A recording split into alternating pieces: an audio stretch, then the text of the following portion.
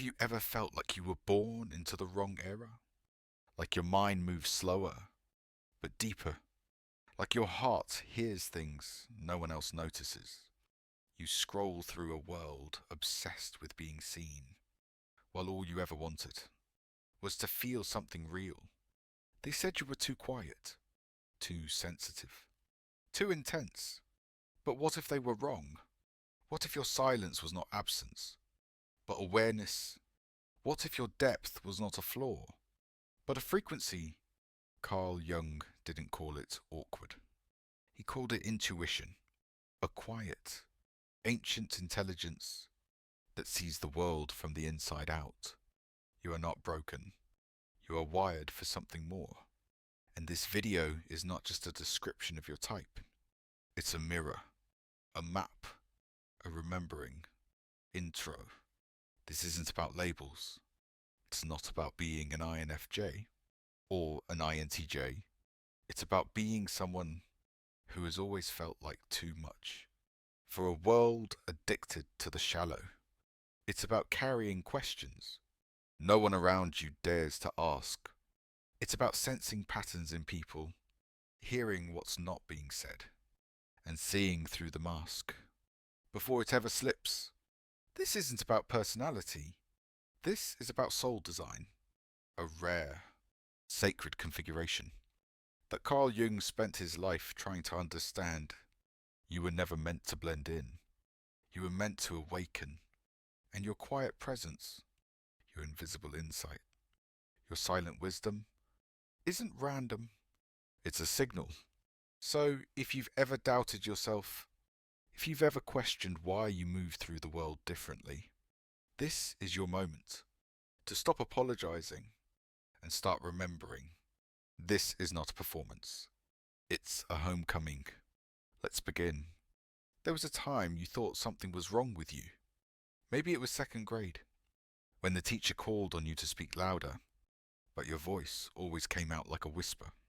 Maybe it was at lunch, where you sat at the end of the table, quietly watching everyone talk over each other, wondering why none of it felt real, why their laughter felt forced, why your silence felt safer. People asked, "Why are you so quiet?" But what they really meant was, "Why don't you perform like the rest of us?" You see, the world isn't built for those who hear energy.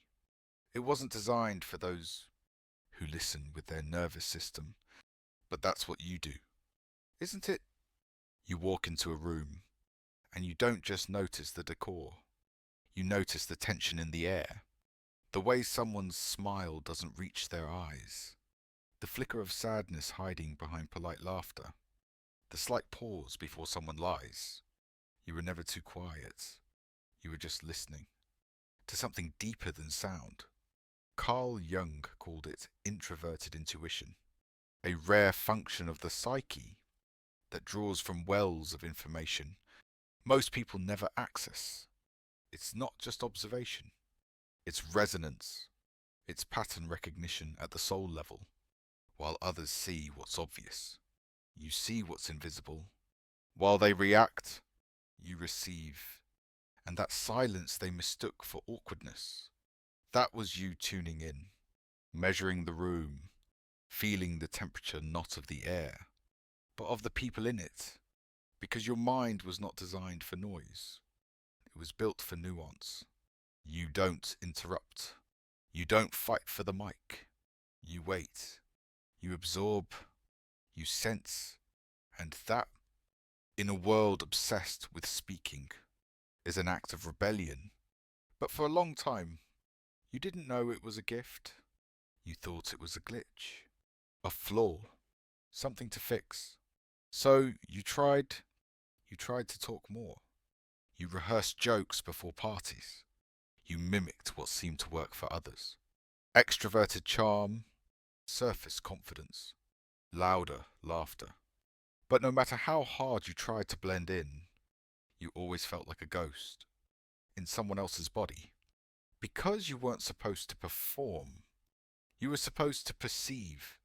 Carl Jung believed that the deepest truths are not found in words.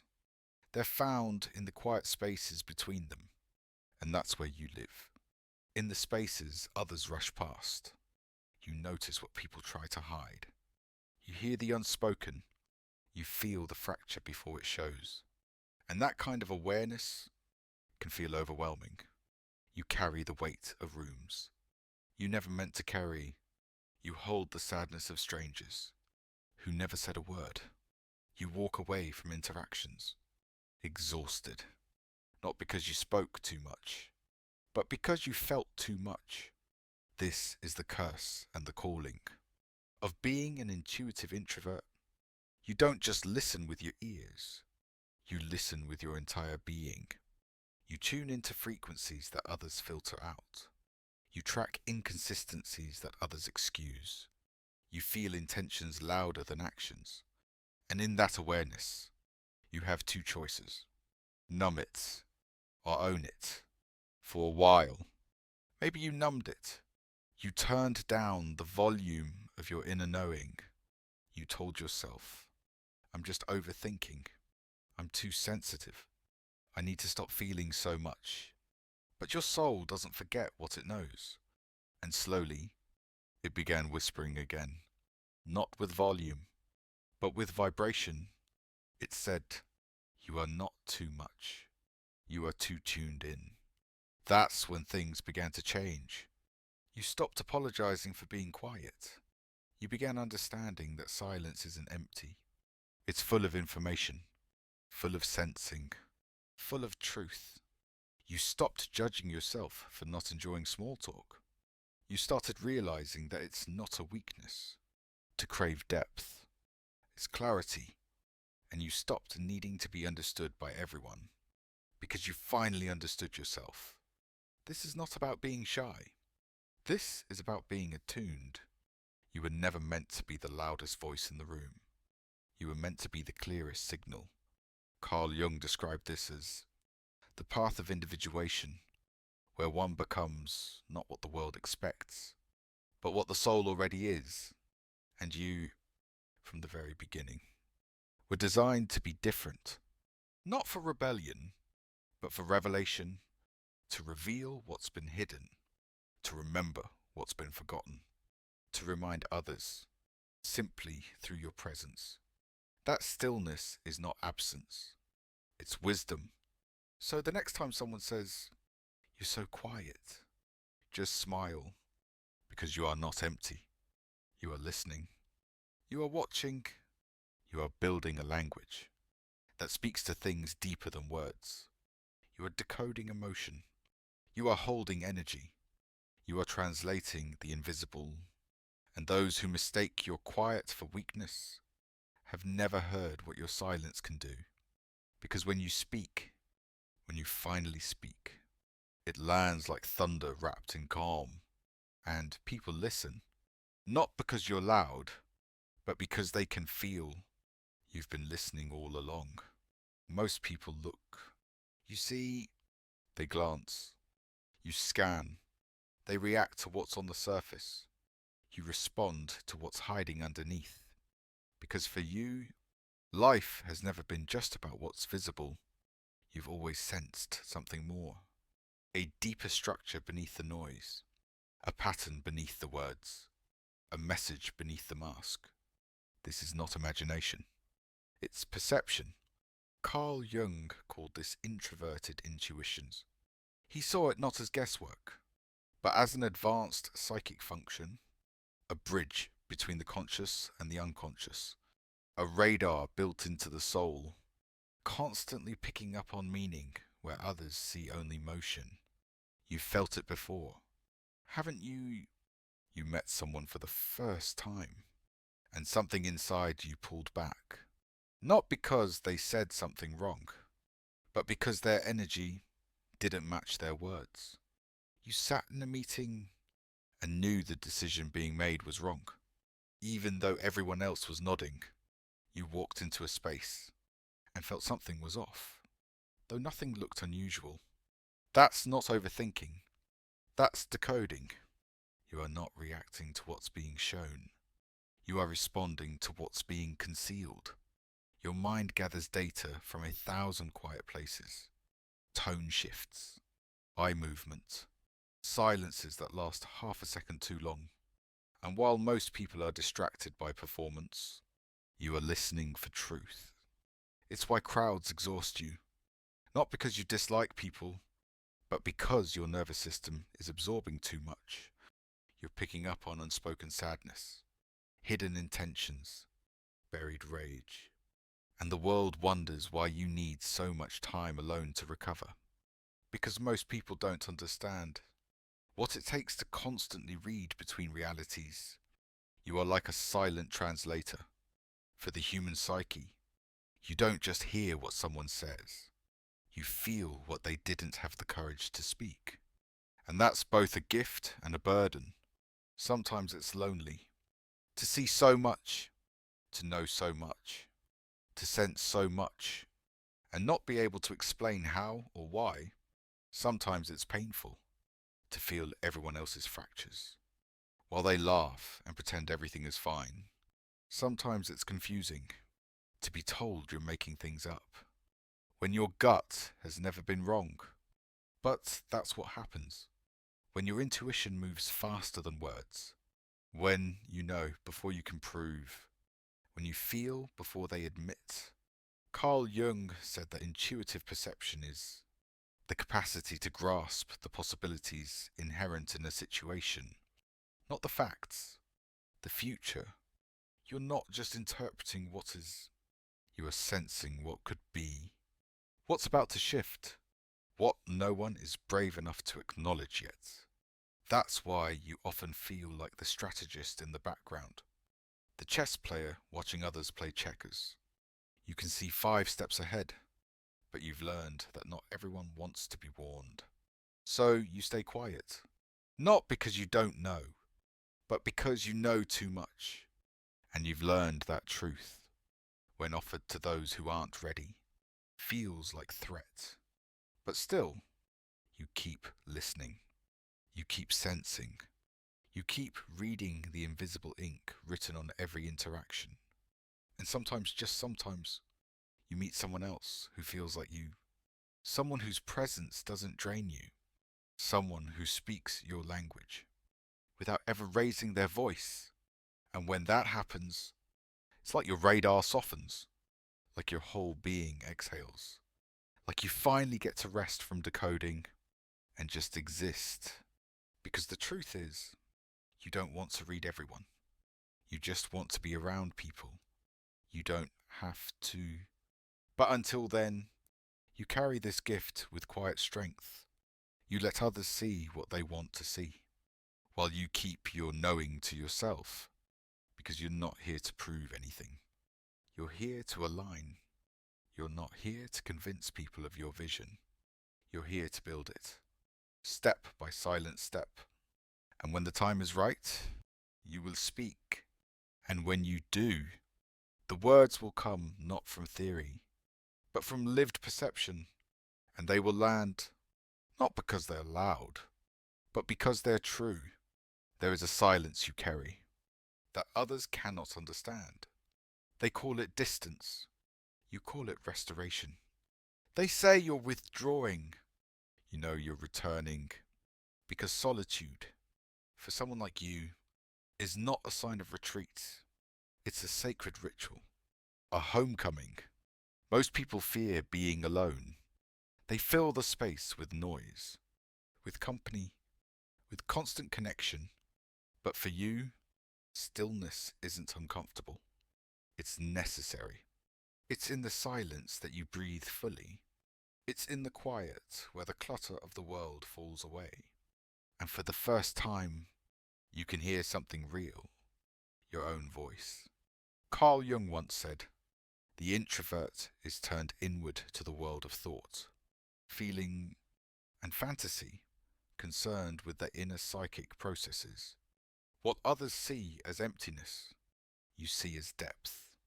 When they ask, 'Why are you always alone?' they don't realize you are never really alone.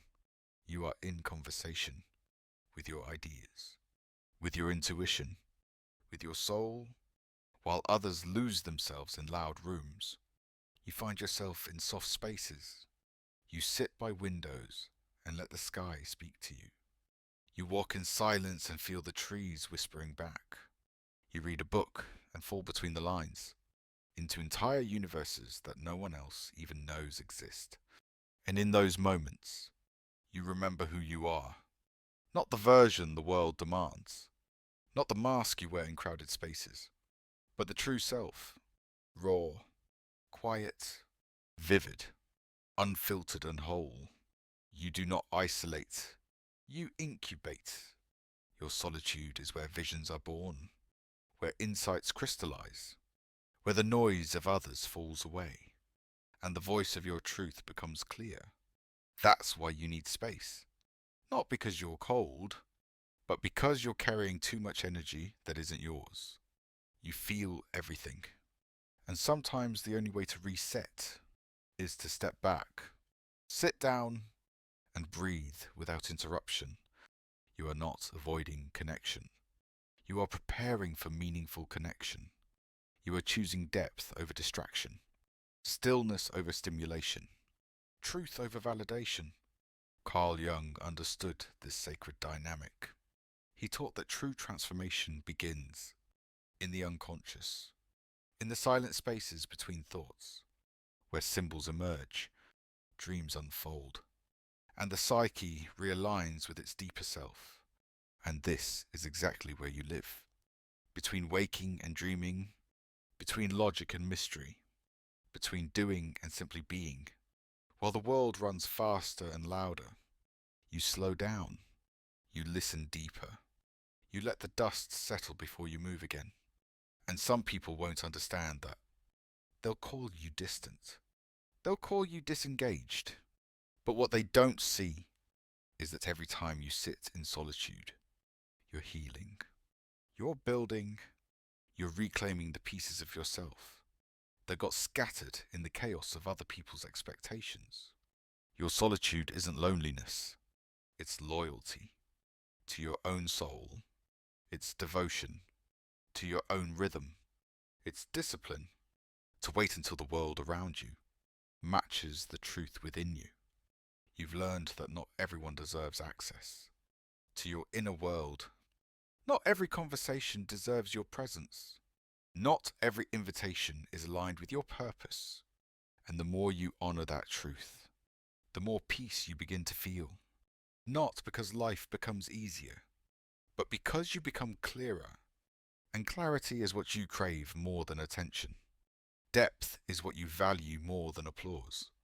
So the next time someone says, you spend too much time alone, smile gently, because they don't know.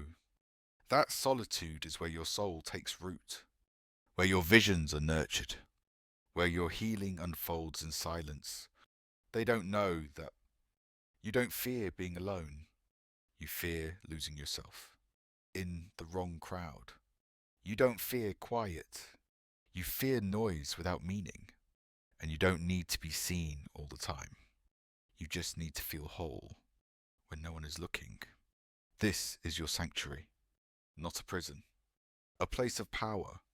A sacred space where you become who you were always meant to be, before the world told you otherwise. Have you ever looked around and felt like the world was spinning too fast?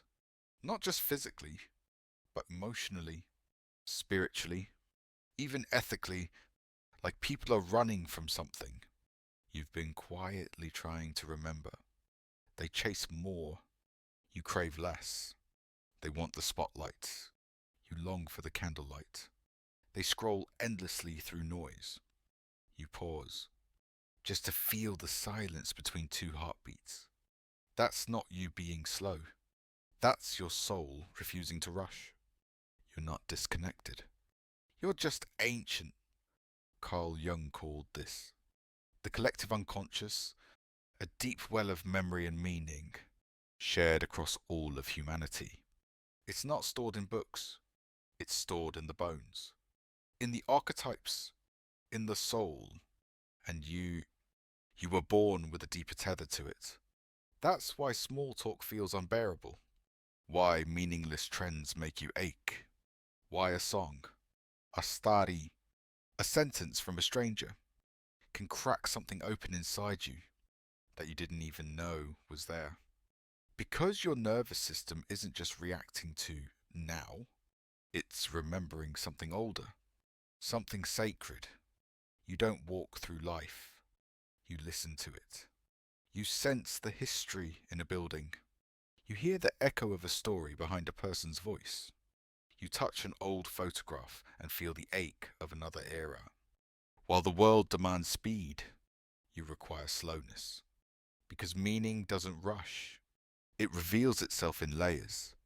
And for someone like you, everything has layers. The words people choose, the pauses they take. The way someone says I'm fine when they're clearly anything but. This sensitivity, this deep reading of life, is not fragility. It's soul memory. It's why you've always felt older than your age. Even as a child, you asked questions no one knew how to answer. Why do people lie? Why does love disappear? Why do I feel everything more than I'm supposed to? They told you to stop thinking so much. But thinking wasn't the problem. You were remembering. Remembering a world where people spoke from the heart. Where time moved like breath. Not like a deadline. Where wisdom wasn't found in algorithms. But in silence. Stories. Symbols. And that memory. That whisper of a world you've never lived in but somehow belong to. Has followed you through every room that felt too loud. Through every friendship that felt too shallow. Through every job, gathering, and conversation where your soul quietly asked, is this it? But instead of forcing yourself to fit, you began pulling back, not to escape, but to protect the part of you that still believes in depth. You are not meant to keep up.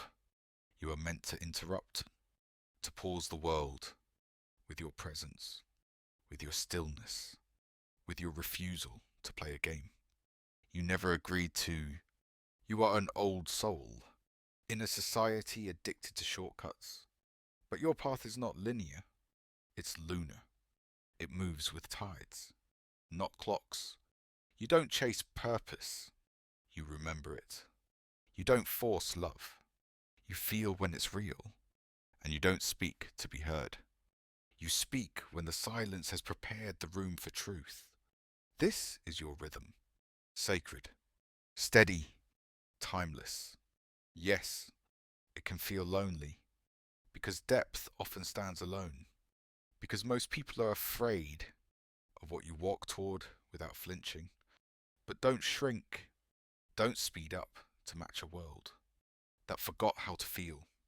Don't dilute your depth to become digestible. Don't silence your knowing. Just because it makes others uncomfortable, you are not behind. You are ahead, but in a different direction. While others race forward, you go inward. And that journey into symbol, into stillness, into soul, is the very thing the world needs, but has forgotten how to value. So let them call you too quiet. Let them call you too much. Let them not understand you, because those who recognize you will feel like home, not because you match their speed, but because you mirror their stillness. You don't belong to this era. You belong to what's coming next. A time where depth becomes currency again, where truth is heard without needing volume, where softness is finally seen as strength. So until that world arrives, keep walking as you are, soft-footed, sharp-eyed, steeped in something that cannot be taught, only remembered. There's a part of you were taught to fear, not by words, but by silence. By the way certain feelings were ignored, by the way certain truths were punished, by the way people looked away when you showed the parts of yourself that were too much, too raw, too real. So you hid them. The anger, The sadness, the softness, the hunger to be seen, the voice that trembled when you tried to speak your truth. You told yourself it was better that way. Better to stay quiet than to risk being misunderstood. Better to stay composed than to be called dramatic. Better to blend in than to be labelled broken. But every time you buried those feelings, those needs, those truths, you didn't destroy them. You just sent them into the dark, into the part of your psyche Carl Jung called the shadow. Not evil, not dangerous, just exiled. The shadow isn't a monster. It's a memory, a container, a hidden room inside your mind, filled with every version of you that you were told not to be. The angry child, the emotional teenager, the adult who still cries at night because no one ever taught them how to be held. You thought letting go of those parts made you strong, but true strength doesn't come from denial. It comes from integration, Jung said. One does not become enlightened by imagining figures of light, but by making the darkness conscious. And you've begun to do that. Quietly, bravely, painfully. You stopped running from your shadow. You turned around and you said, I'm ready to see. At first, it hurt because everything you ignored came flooding back. The old stories, the sharp memories, the emotions that still lived in your bones. But instead of collapsing, you listened. You didn't judge your anger. You sat with it. You didn't numb your sadness. You honored it. And slowly, the shadow softened, because it was never your enemy. It was your younger self, still waiting for permission to exist. You were never supposed to destroy your darkness. You were meant to understand it, to sit beside it like a friend, and say, you belong here, too. This is the work most people avoid. They perform happiness. They chase productivity. They wrap themselves in perfection so tightly. They forget they're human. But you cracked open. You let it all spill out. Not because you were weak, but because you were ready. Ready to face the truth that you are not just your light. You are also your shadows, your contradictions, your rage, your grief, your complexity. And when you finally held them, really held them, you didn't fall apart. You became whole, because wholeness is not about fixing everything. It's about embracing everything, even the parts that still tremble, even the parts that once screamed, even the parts that don't make sense yet. You see now that your darkness wasn't meant to consume you. It was meant to teach you, to sharpen your truth, to deepen your empathy, to anchor your power. Now, when people look at you and say, you're so grounded, they don't realize you had to walk through fire to feel this calm. When they say, you're so wise, they don't know you earned that wisdom by sitting in silence with parts of yourself that others spend their lives avoiding. You didn't just survive your shadow. You made it your teacher. And that changes everything. Because now, your presence holds weight, not from force, but from depth. You don't react. You respond. You don't flinch at other people's pain. You've already sat with your own. And this is what makes you not only rare, but ready. Ready to live without the mask. Ready to love without pretending. Ready to lead from a place that doesn't need applause, because it's built on truth. So, if you're still carrying parts of yourself that feel unworthy, unfinished, too broken to name, know this. They are not your shame. They are your roots. And when you make peace with them, you stop living in halves. You stop needing to prove your light, because your darkness no longer scares you.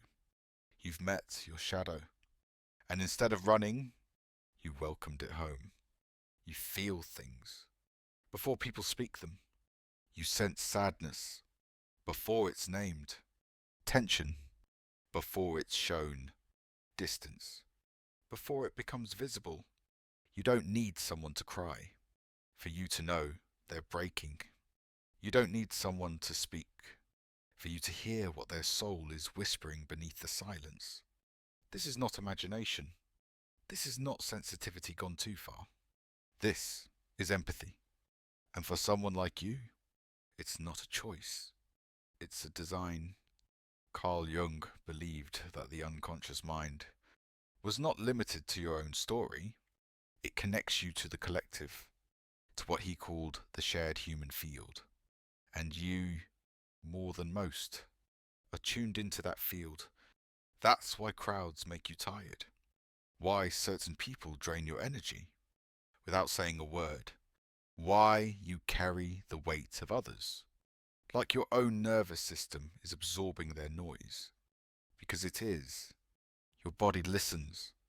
Even when your mind tries not to, your heart reaches. Even when your logic knows better.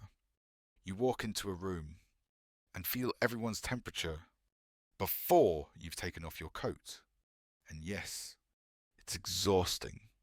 Not because you're fragile, but because you were never built to ignore. You were wired to feel. In a world that numbs, you notice. In a world that filters pain, you touch it. In a world that escapes, you stay. And sometimes that hurts. You've cried over people who never thanked you. You've carried the silence of those who disappeared. You've stayed up nights, trying to make sense of pain that was never yours to hold. But you held it anyway, because you couldn't look away. This is the paradox of your gift. The same heart that sees through people is also the one that bleeds for them. The same awareness that makes you wise also makes you weary. But hear this, you are not too sensitive. You are tuned to a frequency the world has forgotten how to hear. And instead of dimming that sensitivity, you are here to redefine it. Empathy isn't weakness. It's precision. It's intelligence. It's presence. It's sitting with someone's grief without trying to fix it. It's listening beyond their words and hearing what their soul is too afraid to say. It's knowing when someone's "I'm fine" is a cry for help, and when someone's silence isn't peace, it's protection. Most people run from that. They shut down. They change the subject. They label you as too much. But you lean in. Not because it's easy, but because something inside you knows that healing doesn't begin with advice. It begins with being witnessed. And you've been that witness. More times than you can count. But what the world doesn't often see is that empathy like yours comes with a cost. It leaves you depleted, emotionally sore, spiritually overstimulated. Because while others move on, you carry echoes. You process the pieces they dropped. You wake up with questions they were never brave enough to ask. So you've had to learn, slowly, painfully, how to protect your gift without shutting it down. You've learned to draw energetic boundaries without becoming hard, to offer your heart without giving away your center, to hold space without losing your own. Carl Jung believed that healing required integration, not just of light and shadow, but of self and other. And your empathy is proof that you've already begun that integration, because you don't just see the world, you feel it. And when used with care, your empathy doesn't deplete you. It becomes your power. It allows you to hold someone without judgment, to sit in silence without needing to fill it, to be trusted, not because you say the right thing, but because your presence says, "I'm with you." You don't have to hide here. That's what people remember, not your words, but how they felt around you.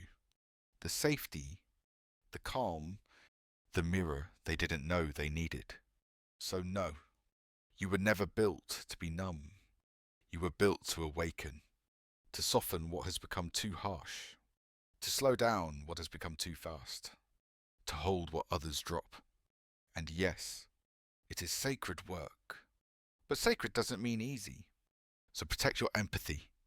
Honor it like fire. Let it warm. Let it light. But don't let it burn you out. You are not here to carry everyone. You are here to remind them how to carry themselves. And sometimes that reminder is your silence, your pause, your choice to care without collapsing.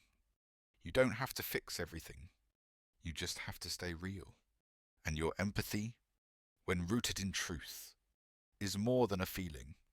It's a frequency, one this world desperately needs. You've never needed a stage. You've never raised your voice, just to be heard. And still, people listen. Not because you demand attention, but because your presence carries weight. A kind of still gravity that draws people in without explanation. You don't speak often, but when you do, the room goes quiet. Because your words don't come from performance, they come from perception. This is the paradox of you. While others chase the spotlights, you light the path. While others lead with noise, you lead with knowing. Carl Jung once said, "The privilege of a lifetime is to become who you truly are." And that's exactly what you've been doing. Quietly, steadily, deeply, you've walked through the shadows. You've made peace with your silence. You've chosen truth, even when it cost you comfort. And now, your energy speaks louder than your voice ever could. Because leadership, for you, was never about being followed. It was about being aligned. You don't want followers. You want clarity. You want resonance. You want to move with purpose, not popularity. And that makes you rare, not just in skill, but in spirit. You're not trying to convince anyone. You're simply becoming so authentic, so integrated, so rooted in your own values, that people begin to realign just by standing next to you. That is quiet power, and the world doesn't understand it. At least not right away. They ask, why don't you speak up more? Why don't you take charge? But what they don't see is that you've already taken charge of yourself, and in a world full of unhealed egos, trying to control others, self-mastery is the most dangerous kind of leadership. You've stopped chasing external validation. You've stopped needing to be right. You've stopped performing your identity just to be accepted. And in doing so, you've become a signal, a quiet compass for those who are still lost in the noise. It's not that you don't feel fear, it's that you've befriended it. It's not that you don't carry doubt, it's that you don't let it steer. You lead from within, from instinct, from inner architecture that most people don't even know how to build. Because while they were trying to impress, you were learning to embody. While they were chasing visibility, you were cultivating vision. And now, you don't have to shout. Your presence speaks. Your silence teaches. Your integrity leads. Carl Jung called this the individuated self. The one who has faced their shadow, integrated their contradictions, and emerged whole. That wholeness, that inner union, is what gives you clarity, focus, patience. It's what allows you to stay calm when others unravel. It's what helps you see 5 steps ahead when others are still reacting to the moment. You are the chess player in a room full of checkers, the architect in a crowd of builders, the soul-driven strategist in a world obsessed with speed. And even when no one notices right away, You keep showing up, not to dominate, but to guide, not to impress, but to impact. Because you know something most leaders forget. Real leadership isn't about being followed. It's about holding space for others to rise without needing to shrink yourself. So when someone asks, "Who put you in charge?" you don't answer, you simply keep walking. Because your leadership was never given to you. It was born from everything you've walked through. You don't motivate with slogans.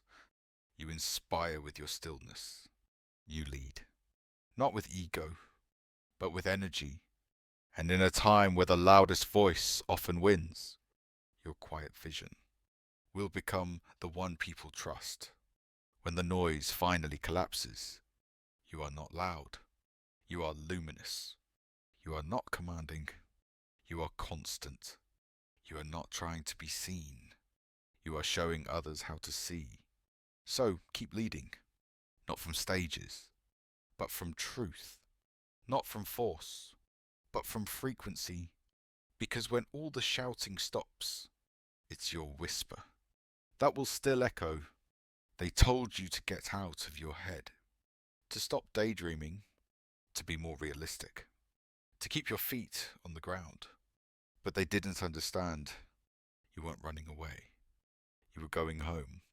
While others stayed anchored to what is, you've always felt drawn to what could be. Not as a fantasy, but as a frequency, a memory of something your soul hasn't lived yet, but already recognizes. This is the gift most people dismiss as distraction. But Carl Jung didn't. He called it active imagination, a conscious dialogue with the unconscious, a sacred space where symbols, dreams, and inner archetypes reveal truths that logic can't reach. And you've always lived in that space. You've seen futures before they unfolded. You've heard whispers from possibilities that had no name yet. You've walked through moments in your mind so vividly. They felt more real than anything happening around you. Your imagination isn't shallow. It's not escapism. It's a portal, a bridge between this world and something higher, a workshop where your soul builds in silence what it will one day live in reality. That's why you've always needed time to drift, to sit by yourself and see, not with your eyes, but with your inner compass. It's where your visions are born, not just artistic ones, but life visions, soul visions, quiet knowings that arrive uninvited, but stay with you for years. That's how you make decisions, not by rushing, but by aligning, by sitting with the image until it forms, until it vibrates with a yes so deep you feel it in your chest. And no, not everyone will understand this. They'll call you slow, indecisive, detached. But what they don't see is that while they are reacting, you are architecting. You're not avoiding the present. You're preparing the future. You're not stuck in dreams.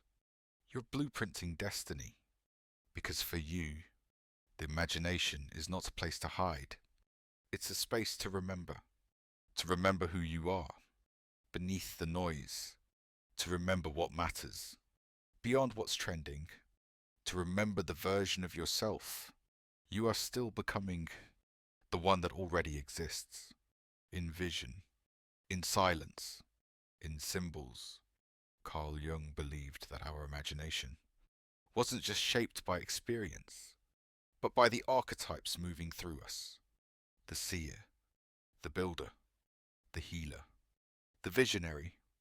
And every time you close your eyes and drift into your inner world, those archetypes speak to you through color, through memory, through dreams you can't explain, but can never forget.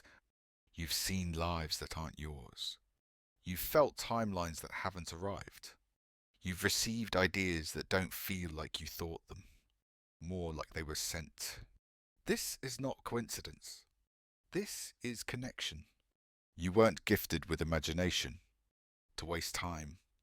You were gifted with it to create time, to bend it, shape it, fill it with meaning. Because everything that exists now once lived inside someone's mind. And your mind, it's a doorway to what this world still needs. So stop doubting it. Stop taming it. Stop shrinking it to fit within the limits of normal. Your imagination is not a mistake. It's a map. And the more you trust it, the more you realize you've already seen the life your soul is asking for. Now is just time to walk toward it. So take the vision seriously. Write it down. Speak it out loud. Honor the ideas that visit you at 3 a.m. Not every spark is random. Some are sacred. You are not crazy for needing time to dream. You are wise enough to know that without inner creation, outer transformation is impossible. So next time you drift off mid-conversation, or stare too long at a window, or lose yourself in a song no one else seems to feel, remember this. You are not zoning out. You are tuning in to something ancient, something divine, something only you can see. Until it becomes real, you've tried to adapt, to bend, to blend, to wear the mask that made others comfortable, to play the part they expected, smile on cue, nod in agreement, and stay small enough to be tolerated. But something inside you always resisted, not loudly, but constantly a quiet ache that whispered, "This isn't who I am," because you were never meant to fit. You were meant to remember a deeper truth buried beneath survival, to remember a way of being that isn't built on pretending, to remember the soul you were before the world asked you to trade it in for approval. Carl Jung knew that awakening doesn't begin with fireworks.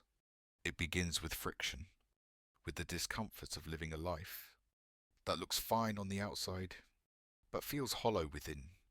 And that's where you've been, haven't you? Living in the space between what you were told to be and who you truly are, holding the tension between what's acceptable and what's authentic. But now, you're done adapting. You're done diluting. You're done apologizing for being deeper, quieter, sharper, slower, more intuitive than the world around you knows how to handle, because you weren't sent here to be handled. You were sent here to awaken, not with noise, but with knowing, not with chaos, but with clarity, not to disrupt for attention, but to dismantle illusion with your very presence. You are a lighthouse in a world chasing flashlights, a slow-burning flame in a culture addicted to sparks, a soul architect who sees what's broken and begins to rebuild from the root. And yes, that kind of existence can feel isolating because truth is rarely popular at first, because depth is often mistaken for difficulty, because vision makes people uncomfortable, especially those who only know how to follow, but don't shrink. You are not too much. You are exactly the frequency. This world has forgotten how to hold. The way you see, with X-ray soul vision. The way you feel, with empathy that burns clean through performance. The way you speak, not to impress, but to reveal all of it, is sacred. You are not here to be everyone. You are here to be fully you. And in doing so, you give others permission to remember themselves too. This is leadership, not of titles, but of truth. And every time you choose alignment over approval, every time you sit in stillness instead of scrambling for attention, every time you live with your soul in front, you awaken the sleeping parts of this world. You say, without saying, there is another way. You are not just a personality type. You are not a label in a box. You are not a diagnostic code or a misunderstood introvert. You are a signal, a reminder, a soul designed not to adapt, but to activate, to call forth truth, to hold space for healing, to ripple through the collective without needing applause, because your mission was never external. It was always energetic. And now, you know that you no longer ask for permission to be who you are. You anchor who you are and let the world rise or fall around that truth. So walk on, quietly, boldly, with your feet on the earth and your soul pointed toward the unseen. You are not here to follow the rhythm. You are here to remind it, and you don't have to yell. Your frequency speaks for itself. If you're still here, quiet, softly breathing, with a heart that feels both seen and shaken, then this journey wasn't just a video. It was a mirror, a remembering, a homecoming. You've walked with your shadow. You've sat in your stillness. You've listened to the voice within that speaks not in noise, but in knowing. You've felt, perhaps for the first time in a long time, that your depth is not a burden. Your quiet is not weakness, and your vision is not something to hide anymore. You are not alone in how you feel. There are others, silent, awake, wandering, just like you. And every time one of us chooses truth over performance, presence over perfection, alignment over applause, the whole world shifts, just a little closer to wholeness. So take what you've felt here and carry it into the days ahead, not as something to perform, but as something to live. Let your stillness speak. Let your vision guide. Let your soul lead quietly, boldly, gently.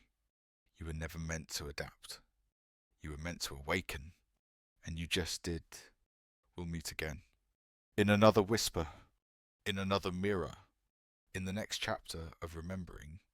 Until then, stay soft, stay true, and never apologize for the way your soul was designed to feel. I'll see you soon, not where the world is loud, but where the quiet ones finally rise.